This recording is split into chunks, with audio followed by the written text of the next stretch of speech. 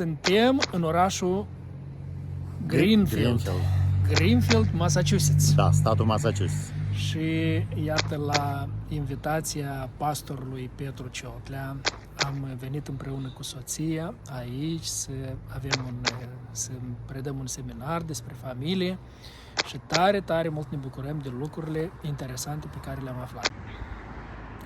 Deci, biserica care se numește Agape, biserică baptistă de frați moldoveni, avem și câteva persoane din România, emigranți din Republica Moldova, România, persoane care au venit pe la mijlocul anilor 1996-97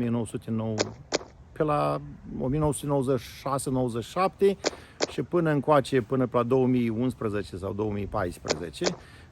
Suntem aproximativ vreo 60 de maturi plus copii, aproximativ 100 de persoane, 2 păstori, 6 diaconi, cor, grup de laudă și închinare și o frumoasă școală duminicală de vreo 30 de copii. Povestește-ne puțin despre clădirea asta, că am înțeles că e o istorie interesantă. Istoria clădirii în care noi ne aflăm din 2020, din luna noiembrie, ne-a binecuvântat Domnul să o putem procura. Istoria fenomenală este în felul următor. Prin secolul 17-18, nu mi-amintesc exact când, în America era următoarea lege juridic, o localitate ca să poată fi stabilită ca și sat, localitate, nu putea fără a avea biserică. Nu puteai să ai biserică fără a avea păstor. Și atunci două familii au putut să pună mână la mână, să plătească, să aducă o familie a slujitorilor Evangheliei, după care, tot cu forțele lor, a comunității, erau câțiva fermieri, au clădit o clădire și pe baza acelei clădiri, în 1754, s-a stabilit orașul cu denumirea de Greenfield. Și ce legătură are clădirea asta cu aceea? Asta e clădirea aceea? Clădirea asta este a treilea clădire a bisericii. Deci acelei primi biserici. Clădirea originală. First Congregation. Da, prima biserică congregațională din Greenfield, Massachusetts.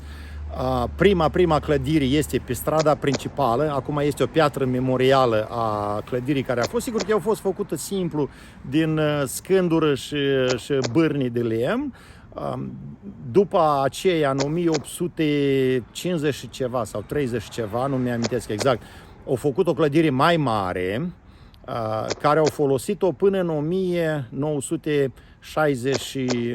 1963-64 anii ăștia.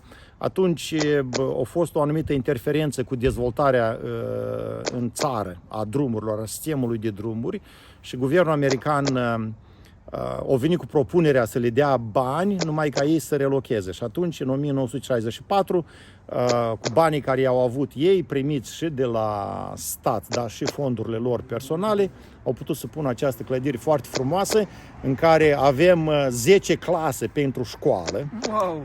Avem o sală de mesă pentru festivități și avem o sală în care pot până la 50-60 de persoane, sală de lectură.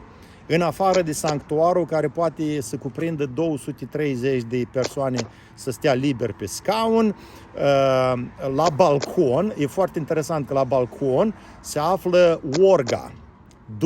După cultura congregaționalilor sau congregaționaliștilor, cum să le mai zic, în cultura lor de credincioși, corul sau muzicienii se află la balcon. De aia pianul și orga sunt la balconul sanctuarului. Da, foarte frumos, Dumnezeu ne-a binecuvântat. Sigur că Biserica Americană, ei au devenit mai puțin numeric, erau mai mulți vârstnici și în 2020, cu pandemia, au fost în incapacitate financiară de a mai întreține clădirea și atunci au pus-o în vânzare. Dumnezeu ne-a binecuvântat să avem noi forța financiară și dărnicia fraților ca să o cumpărăm și să poată fi folosită pentru scopul cu care a fost construită, să fie o biserică de a predica Evanghelia. Și mulțumim Domnului că unul din aceștia predicatori, iată, este și fratele Vasile în mijlocul nostru în acest sfârșit de săptămână din luna noiembrie. Tare mult ne bucurăm. Suntem pentru prima dată, dar tare impresionați după prima... Eu mă rog Domnul să nu fie ultima dată. Doamne ajută! La momentul de față, biserica se adună dimineața, noi avem în limba română serviciu dimineața, la orele 11 la 1. Dar de la orele 9 până la orele 10:30 mai e o biserică americană care într-un fel închiriază de la noi sala. Duminică seara de la orele 6 până la 7:30 este biserica noastră, dar e serviciu 100% în limbă engleză. Vrem să ajungem la comunitate, la oamenii din zonă, împreună cu tinerii noștri care unii din ei prea puțin ce mai vorbesc limba română. Deci biserica, să putem spunem așa, e multifuncțională la momentul de față.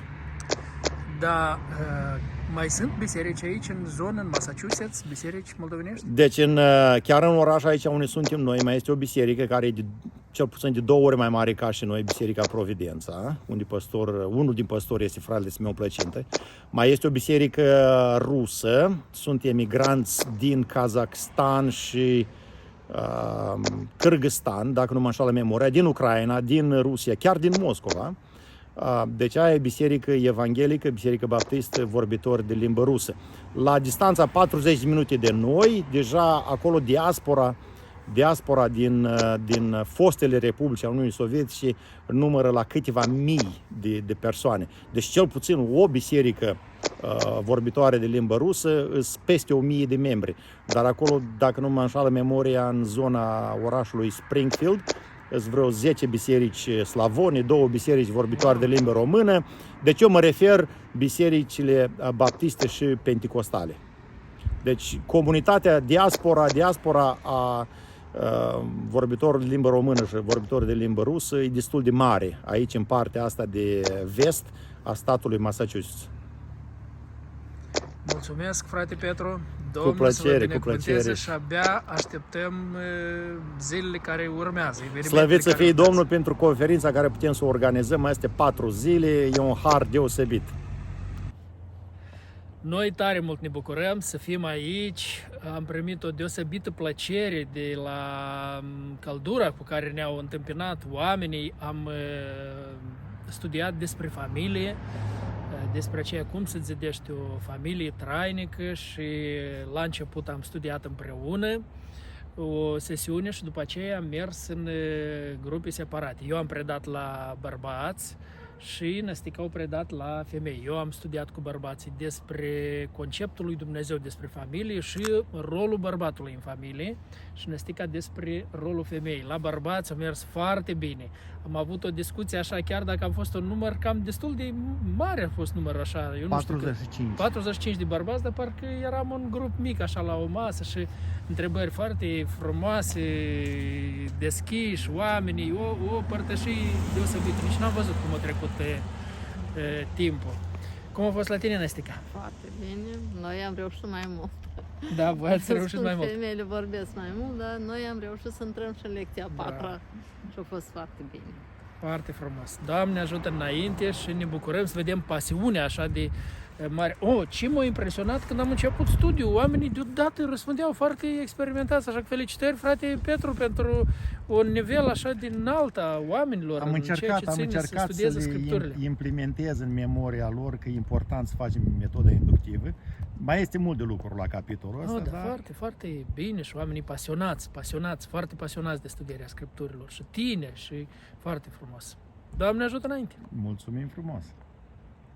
Noi cu soția tare mult ne-am bucurat astăzi să fim aici. Slavă și Domnului. Abia așteptăm să ne întâlnim mâine, să fim la serviciu divin mâine și să petrecem timpul împreună. Mulțumim Domnului Bisericii Buna Vestirea, care i-a permis fratelui păstor să își lase turma și să vină să ne păstorească pe noi cel puțin 4 zile. Domnul să vă binecuvânteze și să vă dea mult har. Aveți un păstor deosebit.